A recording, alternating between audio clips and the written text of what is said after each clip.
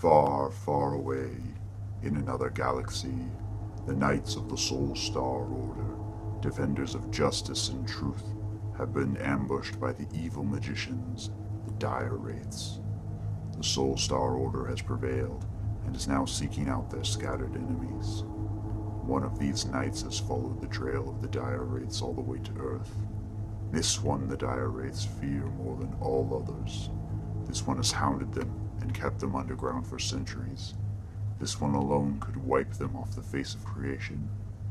He is ROM, Lord of the Soul Star Order. ROM, the Wraith Slayer. ROM, the Spaceknight.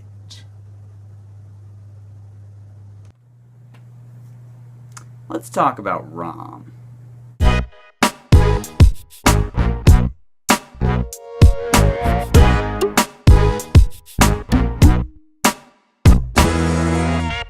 Hey everyone, Daniel here, and I kind of wanted to talk about something that wasn't Valiant this week, so you'll forgive me if there's not a Valiant vlog this week. We'll have a new one out next week, but in the meantime, I want to go over something I mentioned in my free comic book day vlog from this past week, IDW's ROM number 0.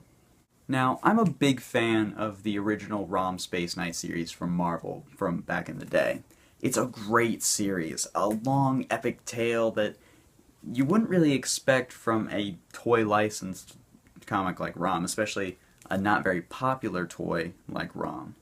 But Marvel made it work. So naturally, when it was announced that IDW would be taking over with a brand new ROM comic, there was a lot to rejoice about, but also a lot to be nervous about. After all, one of the great things about the original ROM Spaceknight was all the mythos that is now connected to the Marvel Universe. Can IDW really achieve that same level of greatness without access to the other Space Knights like Starshine, or to the Dire Wraiths? Since for a long time people thought that Marvel owned the Dire Wraiths. After reading this a couple more times, I think it works.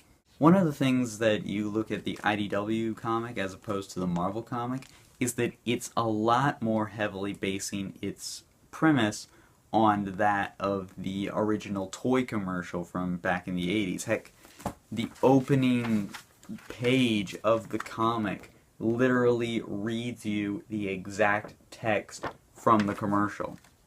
Like, word for word. And really, that's a fantastic angle to approach ROM, because as great as the Marvel Comics series was, it kind of did its own thing.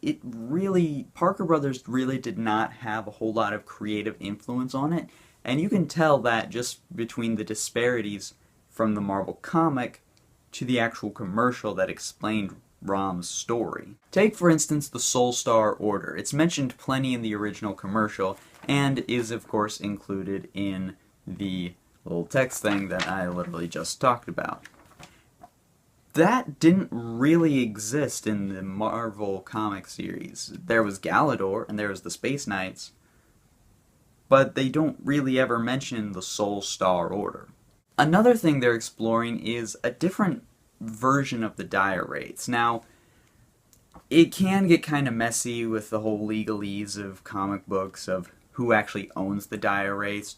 Does Marvel own a trademark on the Dire Wraiths, or do they not? Do they own their version of the Dire Wraiths, but another version of the Dire Wraiths can be used? Because in the comic, they do differ vastly from the Dire Wraiths seen in the Marvel comics. And they seem to have more of a blood kind of ritual type of magic going on compared to the original, like, dark energy magic of the original series. And they also have a radically different design that I am a big fan of. I think it really works. And the actual blood helps them take on their new forms, which I think is an interesting way of sort of mixing up the shape-shifting concept. You also have to remember that, as ROM was described in the original commercial, he had a respirator, the energy analyzer, a translator, and all kinds of other gadgets. And he seemed to just be a guy in a suit. The Marvel Comics took that and actually made it a full-on cyborg. Now, whether that's still the case in this series, I imagine it might be. One of the things they can actually include is, hey, he does need a respirator because he is human under all that. Or they could even go the complete opposite direction and make him, like, all machine. Now, sure, they won't be able to go into all the crazy stuff that the Marvel Universe had access to, like Skrulls and Torpedo and X-Men and all that.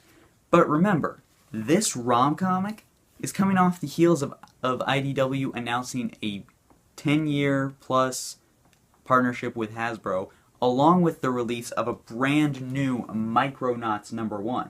And as much as I don't want it, I could see them potentially building a shared universe with Micronauts, or possibly some other robot-themed Hasbro title of some kind. I guess the point of this video really is just to ramble about ROM Spaceknight, because I love ROM Spaceknight, and also because with so much that you can't do with ROM, you have to do so much more with him.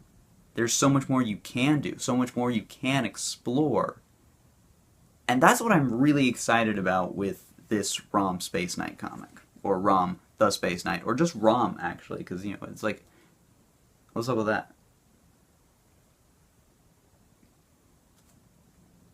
So remember, reserve your copy of ROM Spaceknight from IDW today in your local comic book store. And support ROM, because we need more ROM.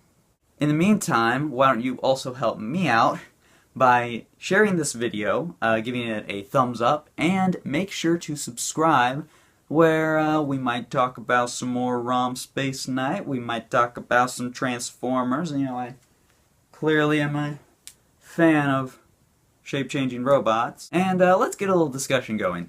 Leave a comment below telling me what you're looking forward to in the new ROM Spaceknight comic. And if you haven't picked it up yet, go grab it off Comixology. It's free, so get it. You will not be disappointed. Thanks for sticking around, and I'll see you next time with the next comic blog. ROM, Lord of the Soul Star Order. ROM, the Wraith Slayer. ROM, the Space Knight. A microelectronic creation from Parker Brothers. But even ROM must be careful. The diaries can assume any form they wish.